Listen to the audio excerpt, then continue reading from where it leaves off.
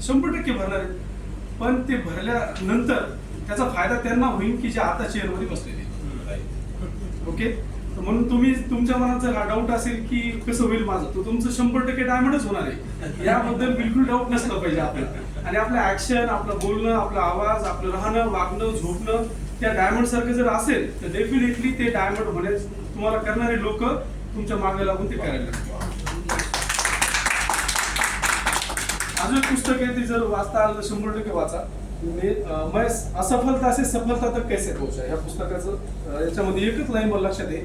त्याचं असं म्हणणं आहे की जीवनामध्ये सर्वात जास्त जर महत्वाचं जर कोणती गोष्ट असेल ती उत्साह. उत्साहाशिवाय कुठलीही गोष्टमध्ये तुम्ही बदल नाही करू शकत. आणि उत्साहात अशी आहे की मिळालेल्या संधीला तो खराब करू शकतो. म्हणून हे काम, ह्या प्रक्रियेमध्ये आपल्याला आपली जी एनर्जी आहे, आपल्याला जो उत्साह आहे तो कायम टॉप लेवलला ठेवायचा, जो की आजूबाजूच्या लोकांना पूर्णपणे काहीतरी ऍक्शन घ्यायला मदत करू शकतो. तर मला जी जिम्मेदारी दिलेली आहे त्याच्यापर्यंत पोहोचतो. आपल्या कामामध्ये ना, आपल्या कामात असो किंवा लाईफ मध्ये पण असो, मोठमोठ्या समस्या आहेत ना अतिशय छोट्या सोल्युशन मध्ये लपलेलं असतं. म्हणजे समस्याचं सोल्युशन कशात असतं? छोट्या गोष्टीमध्ये असतं. बिलकुल मोठ्या गोष्टीमध्ये, मोठ्या समस्याचं समाधान कधीही मोठ्या सोल्युशन मध्ये असतं, छोट्या सोल्युशन मध्ये असतं. बरोबर. तर या ठिकाणी आपल्याला जे काम करायचं या व्यवस्थेच्या अंतर्गत 90% पेक्षा जास्त काम करायचं फॉलोअप मध्ये. फॉलोअपचा धुरंधर बनायचे, फॉलोअपचा एकदम खिलाडी, फॉलोअप मध्ये अतिशय हायर लेवलला आपली मास्टरी तयार झाणं खूप गरजेची आहे. म्हणजे इतकं डीप ऍक्टिव्हिटी आपल्याला फॉलोअप मध्ये पाहिजे. याचं कारण असं की एखादा बोर जेव्हा खांतो आपण, तर बोर खांता डेप्थ मध्ये जोपर्यंत पाणी लागत नाही तोपर्यंत खांतो का? थोडं खांदलं की दगड लागलं की दुसरीकडे खांदायला जातो. तर तशा पद्धतीनं याच्यामध्ये यश मिळवायचं असेल तर फॉलोअप मध्ये मास्टर असणं खूप आवश्यक आहे. त्यासाठी आपल्याला एक टूल मिळतं दर महिन्याला, स्मार्ट रिपोर्ट. कोणाकोणाकडे असतो स्मार्ट रिपोर्ट? प्रिंट केलेला या महिन्याचा आहे. तर याच्यात पहिला नियम समजून घ्या. जर तुम्हाला तुमच्याकडे ना 50 पेक्षा जास्त लोकसंख्या असेल तुमच्या नेटवर्कच्या आतमध्ये, तर बिना स्मार्ट रिपोर्टचं काम नाही. 50 पेक्षा खाली असेल 30-40 तर तुम्ही तुमच्या लेवलला इथे ट्री ओपन करून वगैरे त्याचं करू शकता. स्मार्ट रिपोर्ट मध्ये हे आपल्या टेक्निकल याच्यावर किंवा रॉयल्टी याच्यावर कुठूनच मिळणार आपल्याला. जवळ असतील तर प्रिंट होतील, जर आमच्यासारखे लांब असतील तर तुम्हाला PDF पाठवतील, तुम्हाला प्रिंट करावं लागेल. ओके. तसं माझ्या कोणत्याच आपल्याला आजपर्यंत दिलं नाही, मलाच प्रिंट करावं लागलेलं आहे. प्रिंट केल्यानंतर या स्मार्ट रिपोर्ट मध्ये आपल्याला काही कॉलम मिळतात. त्याच्यातून की आपले रजिस्ट्रेशन किती आहे टोटल, अगोदर नंबर 1. त्यानंतर यामध्ये आपल्याला आपले जे आयडी येतं त्यांचे, म्हणजे आपल्या टीम मध्ये जेवढे डिस्ट्रीब्युटर आहेत त्यांचे आयडी माहित होतात. आयडी नंतर त्यांचे रजिस्ट्रेशन माहित होतात, त्यांचं नाव माहित होतं, त्यांचा मोबाईल नंबर माहित होतो, ते कोणत्या शहरात आहे ते माहित होतं. त्याच्यानंतर त्यांना ज्यांनी स्पॉन्सर केलं त्याचा आयडी नंबर माहित होतो, त्यांचं नाव माहित होतं, आणि त्यानंतर त्यांच्या मागच्या 4-5 महिन्याची खरेदी आपल्याला माहिती होती. तर या स्मार्ट रिपोर्टमुळे आपण काय करू शकतो? आपल्या नेटवर्कला एक मजबूत फाउंडेशन म्हणून काम करू शकतो. त्यासाठी आता काय होतं, प्रॅक्टिकली गोष्टी थोडी समजून घ्याव्या लागतील आपल्याला. लोकांना जेव्हा आपण अप्रोच करतो तेव्हा त्यांना आपलं प्रेझेंटेशन आवडतं आणि ते खरेदीचं डिसिजन घेतात. खरेदी झाल्यानंतर त्यांना काही प्रोडक्ट आवडले तर ते रिपीट करतात. पण आता आपल्या काही मर्यादा आहेत की आपल्याला जागोजागी दुकानं नाही आहेत, आपल्या लिमिटेड दुकानं आहेत. आपले प्रोडक्ट पण असे आहेत की काही या किराणात भेटतात, ते आपल्याकडे भेटतात. ही प्रॅक्टिकल गोष्ट आहे. आपल्या कामाचा जो झोन चालू आहे सध्या, जो ज्या झोन मध्ये आपण काम करतोय, तर हा झोन थोडासा लीडर निर्माण करण्याचा झोन आहे. त्याच्यामध्ये ग्राहकाची भरतीचा टाइम अजून आलेला नाही. ग्राहकाची भरती म्हणजे कसं, तुमच्याकडे लाईन लागणार आहे लोकांची की आम्हाला तुमच्या टीम मध्ये घेऊन टाका, आम्हाला तुमच्या कंपनीत घ्या, आम्हाला याचा टाइम अजून बाकी आहे. आता सध्या लीडरच्या भरतीचा टाइम चालू आहे. तर यामध्ये काय आहे ना की आपल्या हिस्स्याला काही काम आलेले, काय आलेले, तर की आपला जो कस्टमर बेस आहे ना, याला थोडीशी एक्स्ट्रा सर्व्हिस आपल्याला द्यावा लागते. ज्यांना रजिस्ट्रेशन केलेलं आहे की त्या लोकांना आपल्याला फॉलोअप घ्यावा लागतो, त्यांच्या काय खरेदी केली, काय नाही खरेदी केली, आणि स्मार्ट रिपोर्ट म्हणून आपल्याला कळून जातं. त्याच्यात एक मिस्टेक काय होती, जे लोक जॉईन होतात त्यांना फ्री बेनिफिट घेण्यासाठी काय करावं लागतं? प्रोडक्ट फ्री बेनिफिट 6 महिने खरेदी करावं लागते. कोणी समजा जानेवारीत खरेदी केली, फेब्रुवारी मध्ये नाही केली, मार्च मध्ये केली, तर त्याला बेनिफिट मिळेल का? नाही मिळेल. आता हा माझा रिपोर्ट आहे, मी कालच याला अनालिसिस केलं. त्याच्यात काय झालं की जवळजवळ एक 550 लोकांनी खरेदी केलेली. ओके. त्यामध्ये मी चेक केलं की मार्च मध्ये खरेदी केली पण एप्रिल मध्ये नाही केली. असे 86 लोक आहेत. म्हणजे आता काय झालं तरी नाही ते कुठं जात नाहीत ते. त्यांनी एप्रिल मध्ये नाही केल्यामुळे काय झालं तुम्ही सांगा. टर्नओव्हर तर ठीक आहे, टर्नओव्हरचं काय असेल त्यांना बेनिफिट नाही भेटत. आपण त्यांचा विचार करणे ना. त्यांना बेनिफिट नाही भेटत. ओके, आता समजा त्यांना ते फ्री प्रोडक्ट नाही मिळालं, पुन्हा पुढच्या महिन्यात खरेदीला आले तर त्यांना फ्री प्रोडक्ट कधी मिळतील?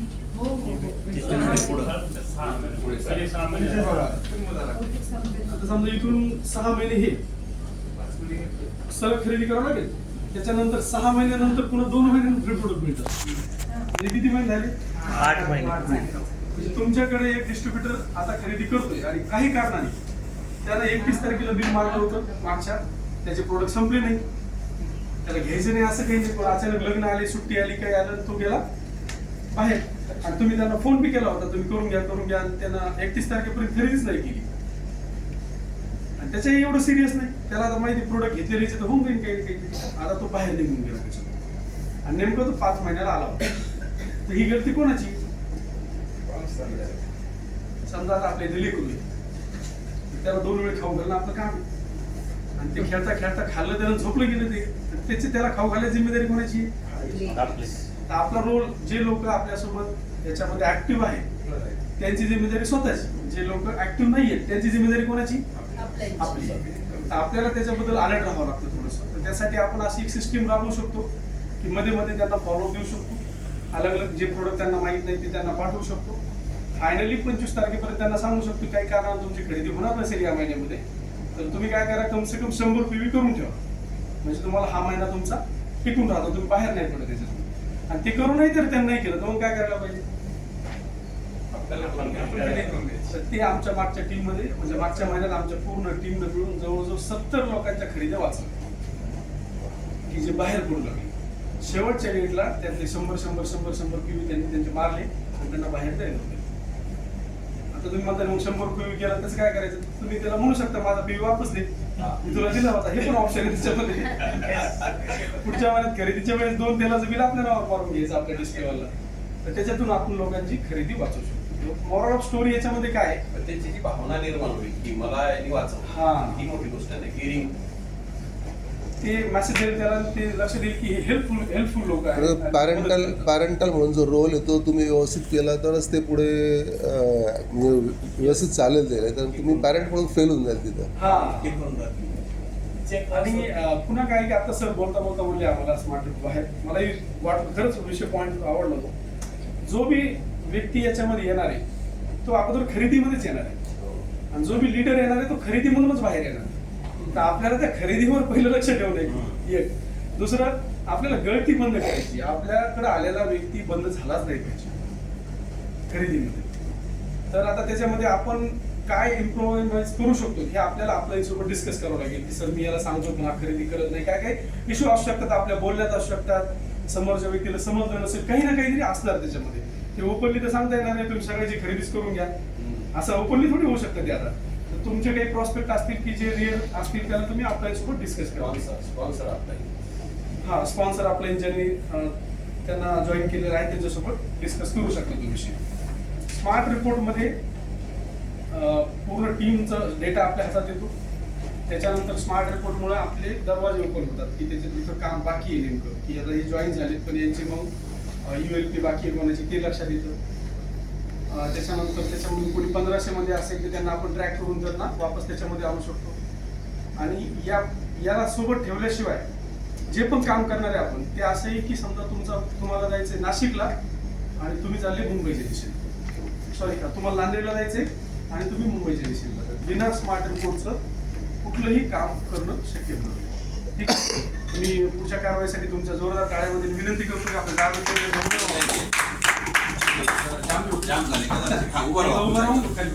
कशासाठी करायचं काम आपल्याला?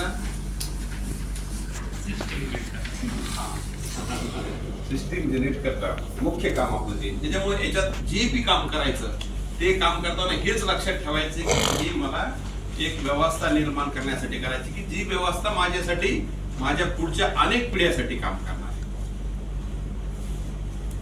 जे पण काम करायचे याच्यामध्ये. आता RCM ची खास वैशिष्ट्य आहे डायरेक्ट सेलिंग मध्ये की तुम्हाला टीमला काही शिकवायचं तर ते करून दाखवावं लागतं स्वतः.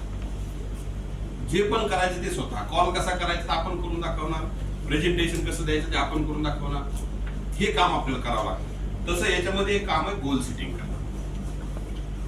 सर्व टीमनं गोल सेट केले, त्यामध्ये आपल्याला अचिव्हमेंट मोजता येते काम माझं किती काम चाललंय. जसं पाहतोय की मिस्त्री बांधकाम करतो तर ते काम बरोबर चाललंय की नाही चाललंय तर तो चेक करतो त्याला, तसंच चेक करता आलं पाहिजे आपल्याला. यामध्ये गोल सेट करताना आपल्याला काय काय गोष्टीची काळजी घेतली पाहिजे. त्यामध्ये पहिली गोष्ट की हे व्यवस्था, ह्याच्यात जी मी काम करणार याच्यात माझी आर्थिक गरज सुद्धा आहे. व्यवस्था मोठी आहे, मला काम करायचं, लाखो करोडचं टर्नओव्हर झालं पाहिजे. तर अशी कोणती स्टेज आहे की ज्या स्टेजला माझं समाधान होईल. या व्यवसायामध्ये मला असे खूप लोक भेटले, ते असं म्हणाले की सर तुम्ही मला काही पण काम सांगा मी करतो, पण मला फिक्स 12,000 रुपये महिना येईल, 12 ते 15,000 रुपये महिना येईल असं मला काम द्या. आणि दुर्दैवाने फिक्स इन्कम येतच नाही. म्हणजे तुम्ही 10-12 हजार रुपयाला पोहोचले तर खालच्या माणसाला 10-12 हजार तुम्ही वर जाता. तुम्ही काम करत करत राहील तर वर जाताल. नाहीतर मग असंही होतं की तुम्हाला इन्कम यायला सुरुवात होतं, पण तुम्ही आल्यावर काम बंद केलं तर खालचा व्यक्ती तो काम जोरा करतो आणि ते इन्कम त्याला ट्रान्सफर होतो, तुम्ही बाजूला होता. म्हणजे तुमच्या छोट्या लेखचं किंवा इतर ग्रुपचं काम तुम्ही करत नाही. तर याच्यात स्थिर इन्कम अशी काही गोष्ट नाही, याच्यात ग्रोथ इन्कम आहे ना. आणि ग्रोथ इन्कम मध्ये 3 प्रकारचे इन्कम या ठिकाणी दिले जातात. कोणतं आहे? पहिलं आहे कमिशन 1 ते 7 स्टेज मध्ये, बिगिनर टू स्टार. दुसरं आहे रॉयल्टी. यामध्ये gold, star gold, platinum, star platinum म्हणजे 8 ते 11 पर्यंत, 8, 9, 10, 11. आणि त्यानंतर आहे टेक्निकल बोनस.